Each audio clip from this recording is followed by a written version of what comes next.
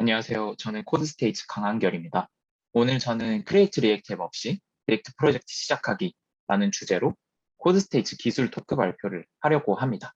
빠르고 간편하게 리액트 프로젝트를 세팅하는 크리에이트 리액트 앱 없이 npm 프로젝트 세팅부터 하나씩 리액트 기반의 웹 프론트엔드 개발 환경을 구축해보는 과정을 설명합니다. 발표의 순서는 다음과 같습니다. 우리가 리액트 프로젝트를 빠르게 시작하기 위해 사용하는 CRA를 왜 사용하는지 먼저 알아보고요. 그리고 나서 이 발표에서 왜 CRA 없이 리액트 프로젝트를 세팅하는 방법을 이야기하는지 그 이유에 대해서 안내를 합니다. 그리고 이유를 파악을 했다면 본격적으로 세팅을 진행을 하고요.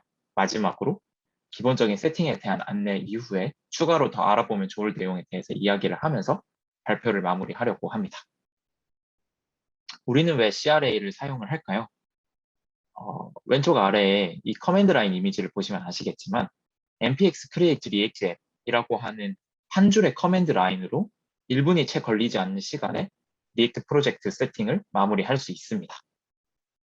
그 말은 리액트 프로젝트를 하기 위한 세팅이 엄청 빠르다는 뜻이겠죠. 추가적으로 세팅을 하기 위한 배움이 거의 필요가 없다는 뜻이기도 합니다. CRA를 통해 생성된 리액트 프로젝트에 어떤 파일들이 생기고 패키지 제이슨에는 어떤 모듈들이 설치되었는지 한번 살펴보시는 분들도 많을 것 같아요. 그리고 많은 개발자분들이 테스트 파일, 로고 SVG 파일 등을 그대로 놔둔 채 리액트 코드에 집중을 할 수 있게 만드는 이 CRA를 많이 사용하고 계실 거라고 생각을 합니다. 그만큼 CRA는 빠르고 편합니다. 리액트 코드에 집중할 수 있는 환경을 만들어주기에 충분합니다. 그렇다면 이렇게 편한 CRA를 굳이 사용하지 않고 초기 세팅부터 진행해서 리액트 프로젝트를 하는 이유는 뭘까요? 저는 스스로 크게 두 가지 이유를 말을 하려고 합니다. 첫 번째는 리액트 프로젝트를 시작할 때마다 CRA를 사용하지 않고 싶어서입니다. 리액트 프로젝트를 위해서 잘 세팅된 보일러플레이트 코드가 있다면 CRA 자체도 필요 없이 GitHub에서 코드를 내려받아서 리액트 프로젝트를 바로 진행을 하면 됩니다. 그리고 CRA가 초기에 생성해주는 파일 중에서 제가 삭제하는 예를 들어서 셋업 테스트 파일이라든지 로고 SVG 파일 또는 퍼블릭 폴더에 불필요한 파일들을 삭제하는 경우가 많기 때문에 그런 수고스러움을 덜고 맹목적인 CRA 의존을 줄이기 위해서 저는 세팅을 처음부터 한 코드를 생성을 합니다. 두 번째는 웹팩, 바벨과 같은 프론트엔드 개발에 꼭 필요한 세팅 도구들에 대한 충분한 경험과 학습을 하기 위함입니다. 이제 웹 프론트엔드 개발에서 웹팩과 바벨은 떼려고 해도 뗄 수 없는 멋진 도구들이죠. 그래서 웹팩을 통해서 프로젝트를 구축해보고 어떤 플러그인, 어떤 로더를 어떤 식으로 적용을 해야 되는지 배우고 바벨을 통해서 서로 다른 언어 간 문법 호환성을 어떻게 지킬 수 있는지 그리고 그걸 통해서 리액트 프로젝트 세팅을 어떻게 할 수 있는지를 학습을 하는 목적이 있습니다. 당연히 처음에 세팅을 해보는 경험이 어려울 수 있습니다. 하지만 개인이 만들고 싶은 기능을 개발하기 위해서 환경을 바꾸는 경우도 많을 거고요. 그리고 또 뭔가를 추가해야 되는 상황이 반드시 생길 겁니다. 이 리액트 프로젝트를 세팅하는 부분을 통해서 자유롭게 웹 프론트엔드 개발 세팅을 할 수 있는 기본기를 갖출 수 있다고 생각을 합니다.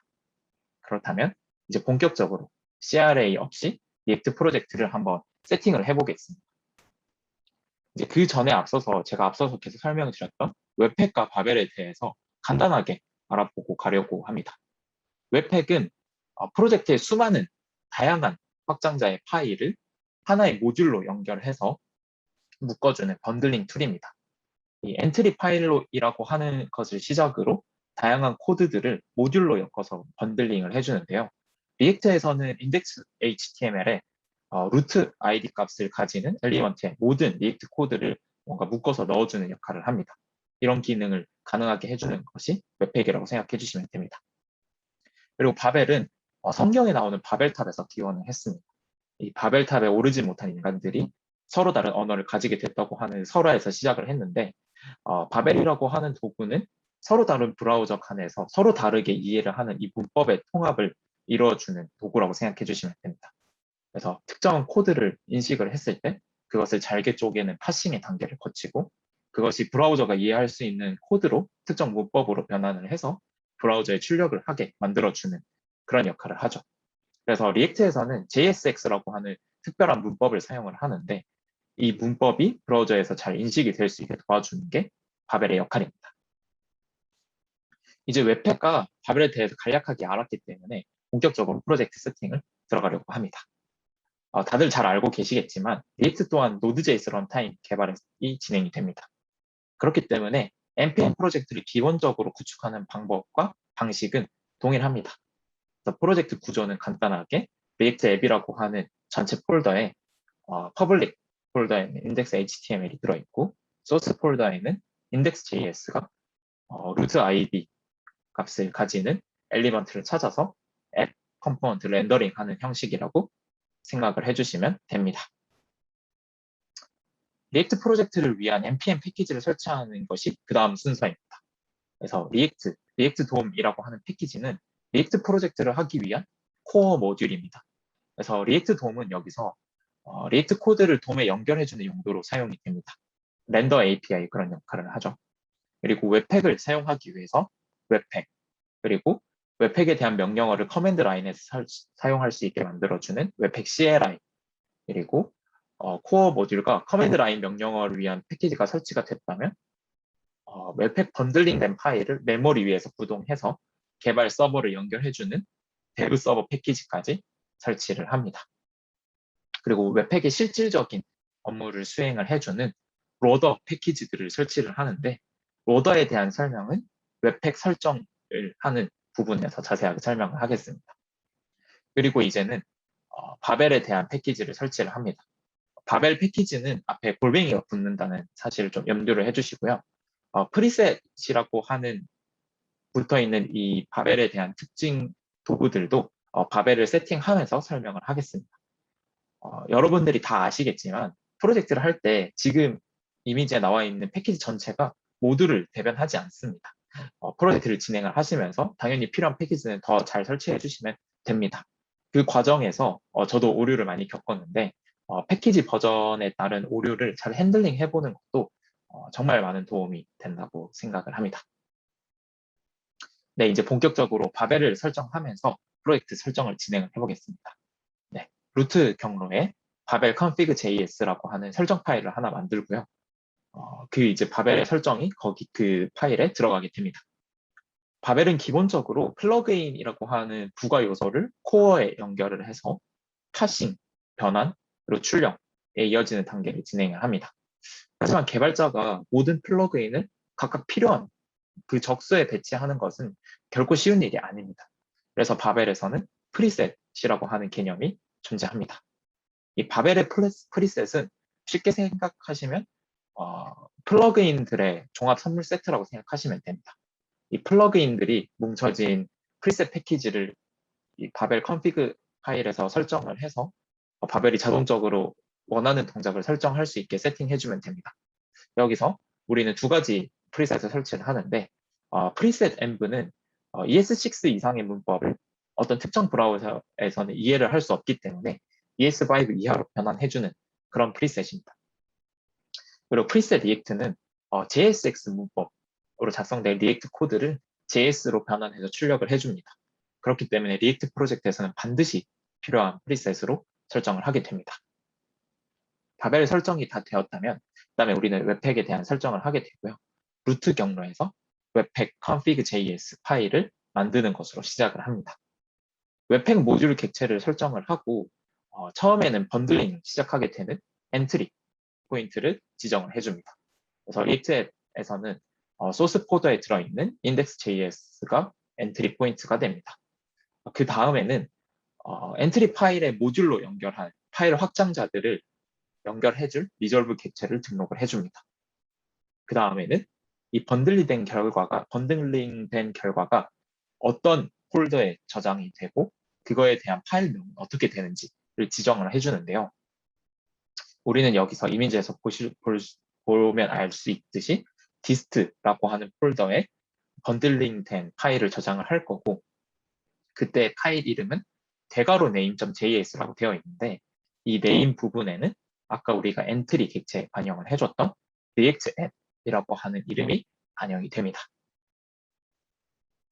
그런 다음에는 어떻게 보면 이제 웹팩의 핵심 중에 하나인 파일들을 모아서 어떻게 모듈로 번들링 할 건지에 대한 규칙을 정의합니다. 모듈이라고 하는 속성에 객체로 지정을 해주면 되는데 그 모듈 객체에는 룰스라고 하는 이 로더들의 규칙의 배열이 들어가게 됩니다. 이미지상에서 첫 번째 규칙은 JS 그리고 JSX로 끝나는 확장자를 가진 파일들에 대한 처리를 어떻게 할 것인지를 나타내는데요. 노드 모듈에 있는 것을 제외하고는 바벨 로더라고 하는 로더를 거쳐서 번들링을 하게 됩니다. 여기서 이제 앞서 설명하겠다고 했던 로더가 나타나는데요. 로더는 단어 뜻 그대로 무언가를 불러온다는 것을 의미합니다. 그래서 어떤 언어나 또는 어떤 형식으로 저장된 프로젝트에 존재하는 모든 파일을 모듈로 인식하게 해주는 것이 그것이 로더의 역할입니다. 그래서 이 로더의 역할은 정말 웹팩에서 가장 중요한데요. 이미지에서 볼 수 있다시피 두 번째 규칙에 있는 이 CSS 확장자를 다루는 로더는 두 개의 로더가 반영이 된 것을 볼 수 있습니다. 이렇게 하나의 규칙에 여러 로더가 사용되는 경우는 use라고 하는 속성의 배열로 그 로더들을 반영을 해주면 됩니다. 그런데 이 로더를 여러 개의 로더를 한 번에 반영을 해줄 때는 그 순서가 정말 중요합니다. 여기서는 두 개의 로더가 사용이 됐는데 CSS 로더의 역할은 스타일 시트, CSS로 작성된 파일을 자바스크립트의 모듈로 불러와게 해주는 로더입니다. 그리고 스타일 로더는 그 CSS 로더가 변환해준 스타일 코드를 돔에 반영을 해주는 역할을 합니다. 그래서 CSS 로더가 동작을 한 다음에 스타일 로더가 동작을 해야 되기 때문에 CSS 로더를 뒤에 배치를 했습니다.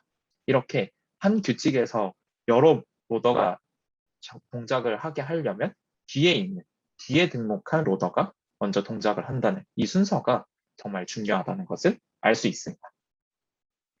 그리고 그 다음 웹팩의 설정은 또 다른 웹팩의 핵심입니다. 바로 번들링된 결과에 대해서 특정 효과를 주는 도구인 플러그인인데요.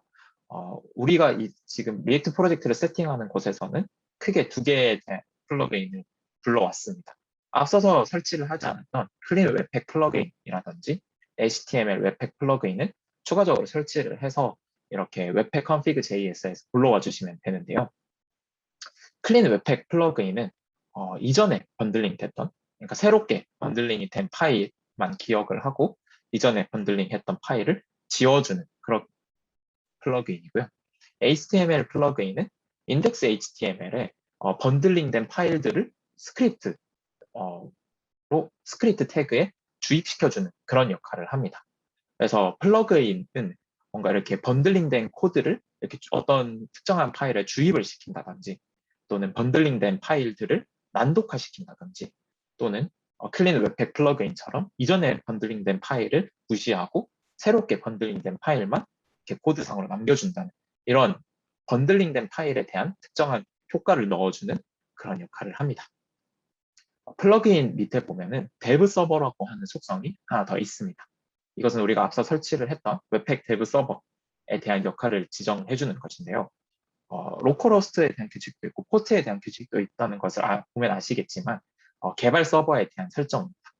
그래서 핫 속성은 이제 리액트 프로젝트를 하면 가장 좋은 부분 중에 하나가 리액트 코드를 수정할 때마다 서버가 갱신돼서 새롭게 반영될 부분이 브라우저에 자동으로 갱신되는 부분인데 이 핫 속성이 그것을 의미를 합니다.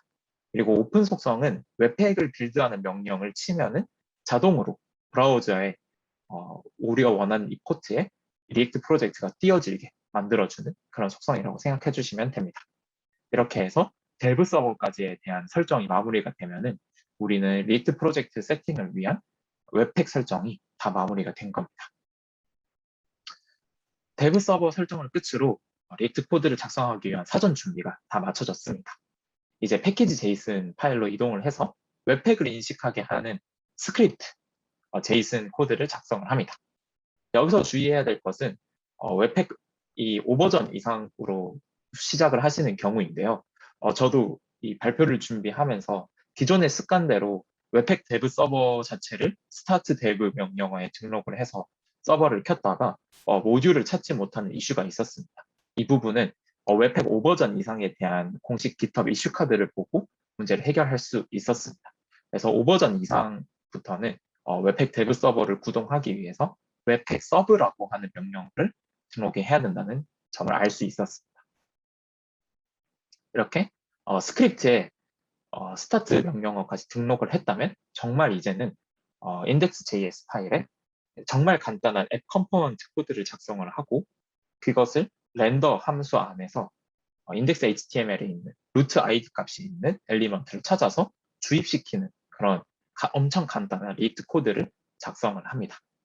그리고 나서 우리가 이제 입력한 npm run start dev라고 하는 커맨드를 커맨드 라인에서 입력을 하면은 로컬호스트 3000번에서 정말 놀라운 리액트 코드가 동작하는 것을 볼 수 있을 겁니다. 그래서 우리가 변들링 시킨 결과를 한번 볼까요?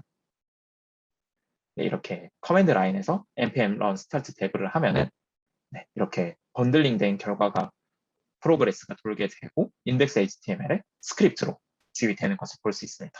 다시 한번 보면 네, 이렇게 번들링이 되고 인덱스 HTML에 스크립트가 등록이 됐고 디스트 폴더에 이렇게 번들링된 React App JS가 생성이 된 것을 볼 수 있습니다.